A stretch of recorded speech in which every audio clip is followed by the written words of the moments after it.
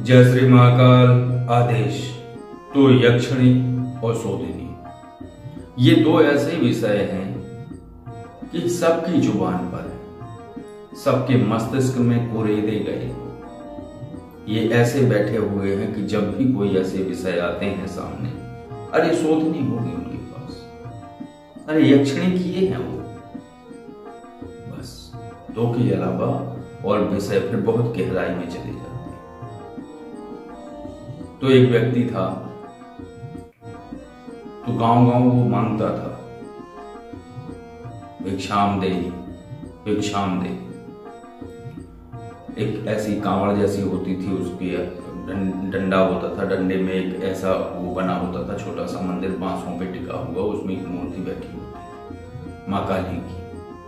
वो आगे होता था, पीछे उसकी झोली बंधी होती थी, वो गांव गांव जाके जो है मांगता था। तो लोग क्या करते थे कि उससे प्रश्न कर लेते थे, क्योंकि उसका पता था कि हर शनिवार को आएगा या हर शुक्रवार को आएगा। तो जिनको जो पूछना होता था वो उससे पूछ लेते थे, खासकर महिलाएं ज्यादा पूछती थी और उसके उत्तर भी सटीक आते थे। तो वो बैठा, एक के घर पहुंचा तो उन्होंने पूछा, वो लड़का ही था 20-22 वर्ष का। तो उसने पूछा कि मैं जिस विषय में तैयारी कर रहा हूं, क्या मैं उसमें सफल होऊंगा? तो वो अपनी उंगलियों में ऐसे करता था,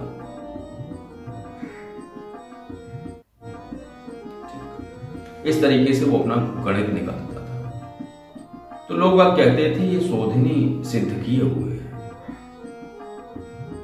उसका एक मित्र था, वो मांगने नहीं जाता था, उसके यहां लोग जाते थे, बस इतना अंतर था। जिनको जो पूछना है वो उसके पास जाएंगे, और उसके पास जाएंगे तो फिर उसको नहीं था कुछ गणित, वो ऐसे सामने देखेगा, सामने वाले ने प्रश्न किया, महाराज जी और मेरी गाय खो गई है, वो सुबह चरने गई थी खेतों में, फिर वो लौट के नहीं आई हैं। 3 गायें थी, वो तीनों नहीं आई हैं, वो 3 दिन से मैं ढूंढ रहा हूं। अच्छा। वो ऐसे देखेगा उसकी आंखों में, और देखने के बाद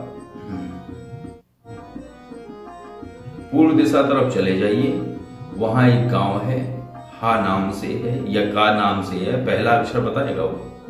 पूर्व दिशा तरफ जाइए, यहां से 10 किलोमीटर के एरिया में पूर्व दिशा तरफ जाइए, जो भी गांव का शब्द पर मिले, उस गांव में ला शब्द वाले व्यक्ति, ला शब्द से जिसका नाम शुरू हो रहा है, उसके घर में बंदी, जैसे लक्ष्मी प्रसाद, लल्लू भैया, ठीक है, ऐसे किसी व्यक्ति के यहां बंदी हुई। तो लोग बाग चले जाते थे और वहीं मिल भी जाती थी। तो लोग कहते थे इसको शोधिनी सिद्ध है, वो उसको यक्षिणी सिद्ध है। मतलब लोगों को लगता था यक्षिणी थोड़ी ज्यादा पावरफुल है और वो तत्काल बताती है, और ये शोधिनी थोड़ी कम ऊर्जा वाली है, तो ये कम बताती हैं, देर में बताती हैं, ध्यान से बताती हैं, थॉट के माध्यम से बताती हैं। लेकिन जो यक्षिणी है वो कानों में बोल जाती हैं, आंखों में दृश्य दिखा देती हैं, वही दृश्य दिखा देती हैं। वो जैसे ही शून्य में उसने आंखें टिकाई अपनी, और उसे दिख गया वो गांव का बोर्ड, पहले बोर्ड दिखा, फिर जिसके घर में वो बनी है उसकी नेम प्लेट दिख गई। तो लोग आगे कहते थे इसको यक्षिणी है। तो मैंने जब उनसे पूछा, वो जो कांवड़ जैसी लेके चलते थे, हमने कहा भैया ये बताओ कि तुम किन से पूछते हो? तो पहले उसने आना कहा नहीं बताता है। तो हमने कहा वैसे कौन है?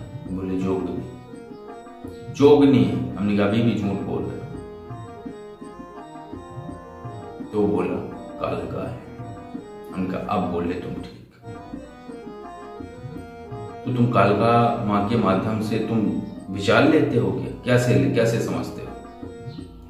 तो बोले कुछ नहीं है, पूरे दिन क्या होता है, भारी रहता है, शुक्रवार के दिन ये होता है, और शुक्रवार के दिन ही मैं बता पाता हूं, और मैं ये सोचता हूं कि जो मैं बता रहा हूं मैं बता नहीं रहा हूं, बताने वाली कोई और है। जो दोष आएगा, जो गलतियां होंगी, ये वो जाने।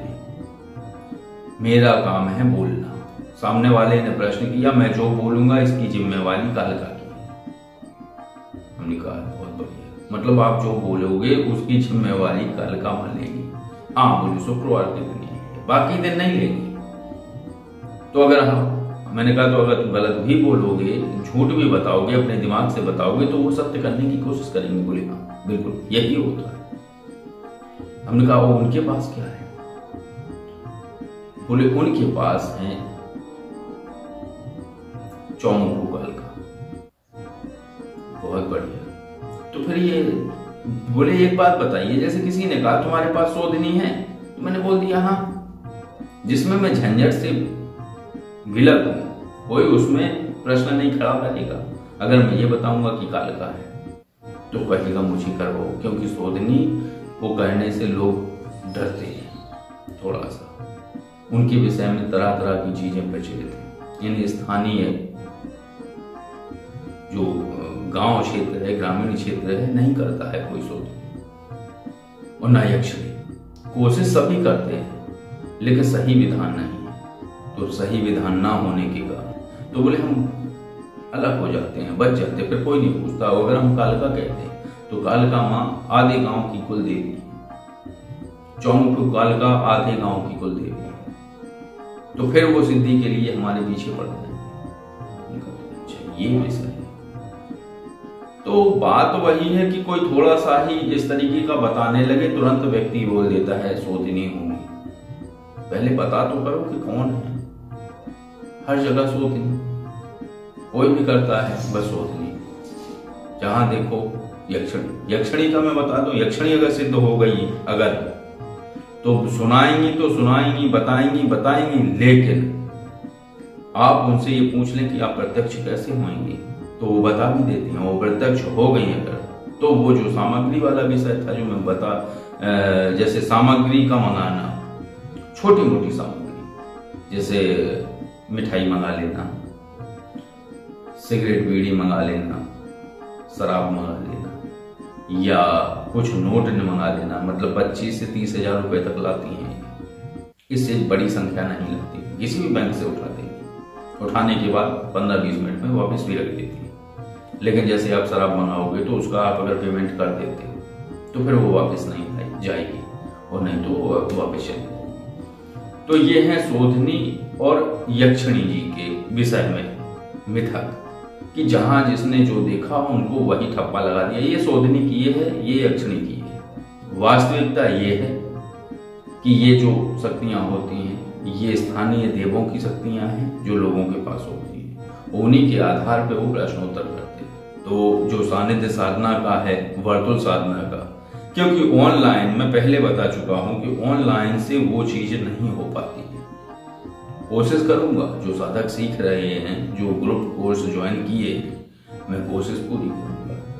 लेकिन बात यह है कि इसका प्रतिशत 40-60 का होता है ऑनलाइन का। 40% लोग वो चीज समझ जाते हैं, 60% लोगों को वो नहीं दिमाग पे चल पाती है, वो क्रियाएं नहीं कर पाते। और ये सानिध्य में ही संभव होता है, क्योंकि वो वहां बैठता है।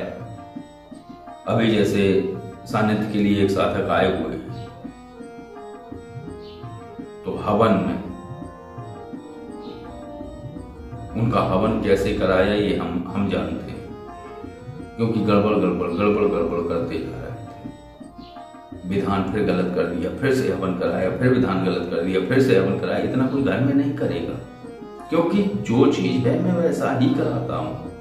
लेकिन लोग जब घर पे करते हैं तो विकल्प ढूंढते हैं, और जब विकल्प ढूंढते हैं तो साधना वो उस तरीके से नहीं होती है जितनी वो तीक्ष्ण होती है, जितनी ऊर्जा का तारतम्य बनता है वो नहीं बनता है ऑनलाइन। तो बस आज की चर्चा यही थी, इतनी ही थी कि लोग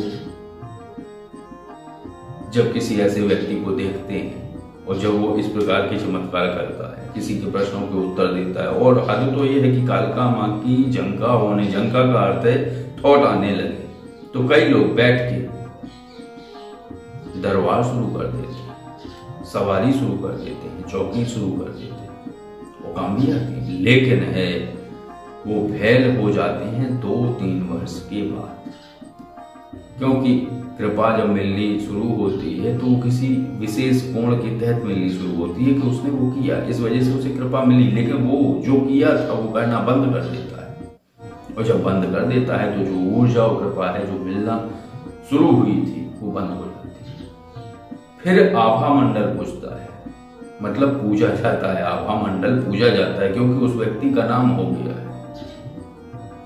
कैसा नाम हो गया कि यहाँ ये सटीक बताते हैं, ये जो सवारी आती है वो माँ काली के नाम से प्रचारित करते हैं उसको कि माँ काली की सवारी आती है, चलने लगेगा दरबार। फिर शक्ति ऊर्जा कम पड़ेगी, फिर जवाब आने गलत, जवाब जो आएंगे वो गलत होने लगेंगे, लेकिन फिर भी वो चलता रहता है। इसलिए चलता है कि लोग वक्त फिर भी आते हैं कि वो आभा मंडल बन गया, वो उनकी प्रभुता तैयार हो गई कि ये यहाँ पे इतने लोग ठीक हुए। लेकिन धीरे धीरे धीरे धीरे 2-3 साल में वो चीज ठंडी पड़ जाती है, अगर फिर से वही कोण से उन प्रक्रियाओं को ना किया जाए तो बस आज की चर्चा यही थी। आज की चर्चा आपको कैसी लगी? अगर चर्चा अच्छी लगी हो तो वीडियो को लाइक करिए, और अगर आप किसी आध्यात्मिक विषय पर जानकारी चाहते हैं तो कॉल मी फॉर ऐप के द्वारा आप कॉल कर सकते हैं। उसमें जय हो सो महादेव आईडी सर्च करके उस पर कॉल लगा सकते हैं। अगर आप ऐसे ही किसी साधारण विषय पर जानकारी चाहते हैं तो ये जो नंबर स्क्रीन पर दिख रहा है, इस नंबर पर कॉल और व्हाट्सएप दोनों कर सकते हैं। आदेश, जय श्री महादेव।